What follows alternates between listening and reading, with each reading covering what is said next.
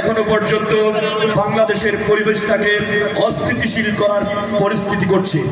যে কোনো মূল্যে ভারত যদি আমাদের বাংলার জমিনের 1 ইঞ্চি মাটির দিকেও চোখ তুলে, তাহলে আমরা সশরীরে তাদের চোখ উপড়ে দিব। পারবো ইনশাআল্লাহ।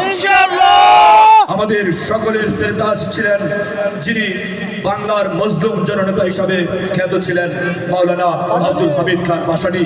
তিনি বলেছিলেন যে প্রজন্ম বুঝতে পারবে ভারত আমাদের চিরশত্রু, সেই প্রজন্ম হবে বাংলাদেশের বীর শ্রেষ্ঠ প্রজন্ম।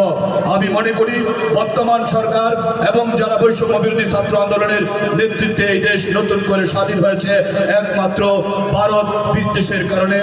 আর কোনোদিন বাংলার জমিনে এই ভারতের কোনো খবরদারি আমরা মেনে নিব না, ঠিক কিনা? স্পষ্ট ভাষায় ভারতকে বলতে চাই, এখনো তোমার দেশের 60% মানুষ নদীর চরে মলমূত্র ত্যাগ করে। সেই মলমূত্র ত্যাগকারী বর্বর জাতি যদি স্মার্ট বাংলাদেশের দিকে চোখ তুলে, তাহলে আমরা পৃথিবীর মানচিত্র থেকে ভারতকে মুছে ফেলবো ইনশাআল্লাহ। সম্মানিত উপস্থিতি।